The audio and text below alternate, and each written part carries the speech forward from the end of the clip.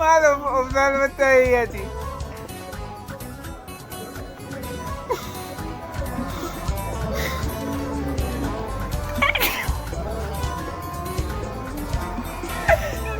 Sabi niya kung mahal mo kanti yan, tama ito yung nanay. Jandi mo kanti lang. Ilan jati.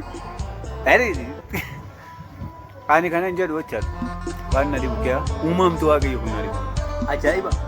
Gaaluma waaqa. Waaqayyo guddaan eegsisiisaa godhe nama meef. Amma maal dhabeetta? Maal dhabeetta? Acurraa wayii. Maal dhabeetta?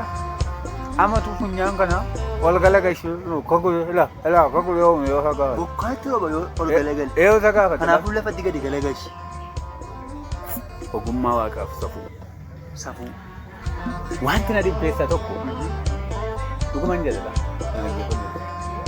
Really? Waanuma sammuun kootti qabamu jaa waan yeroo baay'ee jira. Amma nuun teenyee akka itti teenye miti. Hojii waaqayyo hojiin dhabe. Hojii waaqayyo birriin dhabe. Hojii waaqayyo kanan dhabe.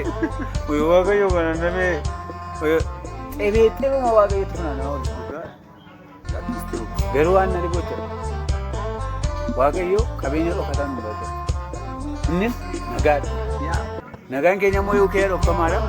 Yesuus Kiristoos kee dhokamaadha. Kanaaf amma yeroo baay'ee gaafa karaarra deemnu kan miilli isaa citaa maalaa jiru. Waaqayyo isaaniin jibbeefi. Mee qo'e mi'aanoo jaamota irratti hin gaaffisu gaafata. Maaliif jaamonni uumamani? Jaamaa ta'e namni dhalatu maaliif dhalatu jaamota?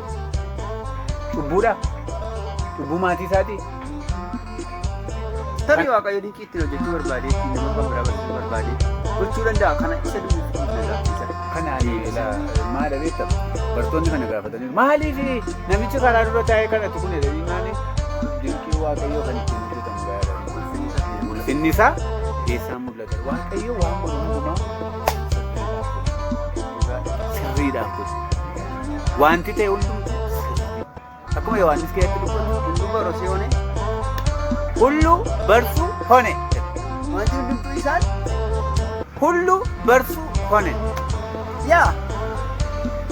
All things made by our God.